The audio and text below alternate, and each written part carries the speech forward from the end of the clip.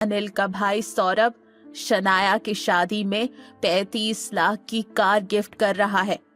अब इतनी महंगी कार देने की तो तुम्हारी औकात है नहीं, तो कम से कम 5 लाख का नेकलेस ही ले आना।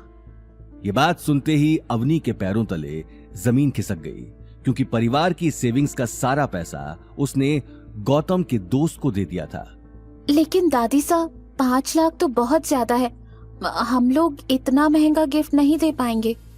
हाँ मासा, अब देखिए ना, फैमिली की कोई सेविंग भी नहीं है, तो इतना महंगा गिफ्ट। किडनी बेचो या घर, मैं नहीं जानती, पर गिफ्ट कम से कम 5 लाख का होना ही चाहिए।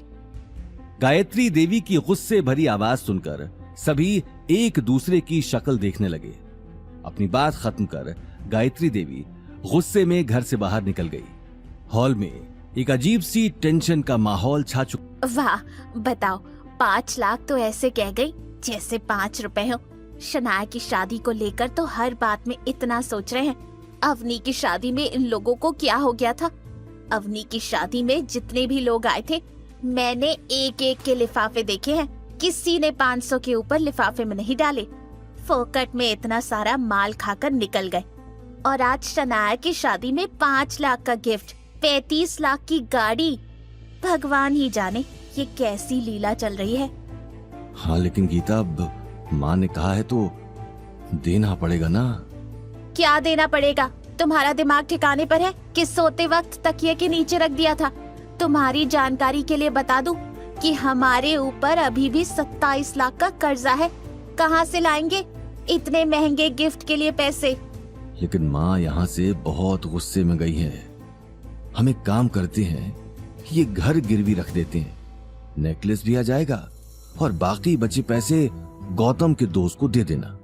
डैड, आप कैसी बातें कर रहे हैं? हम सिर्फ शनाया की शादी में महंगा गिफ्ट देने के लिए अपना घर तो गिरवी नहीं रख सकते, वो भी दादी सा की झूठी शान के लिए।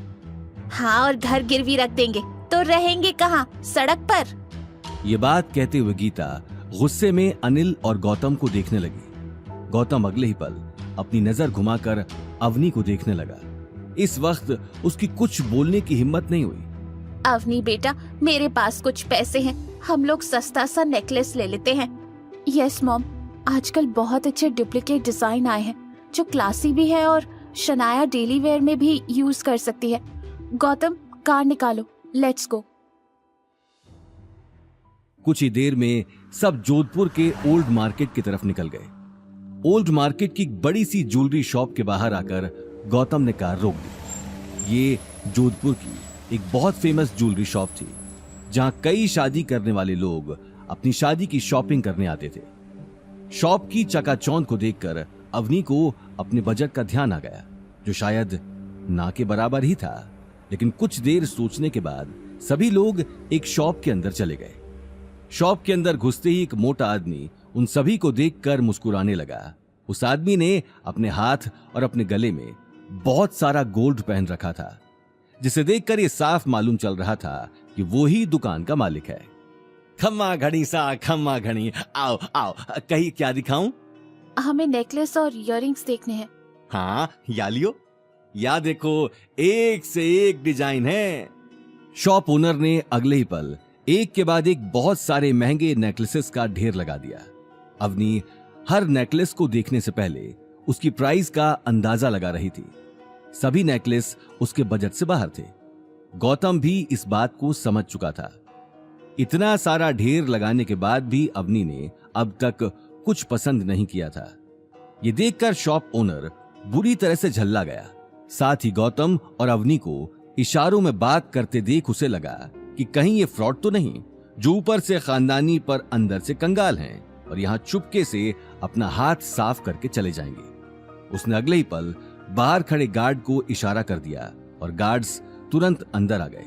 साथ ही अवनी, गौतम और गीता पर नजर रखने लगे, जिसे देख अवनी और गीता घबरा गए।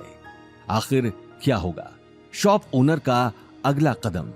क्या अवनी की फैमिली शनाया को महंगा गिफ्ट दे पाएगी?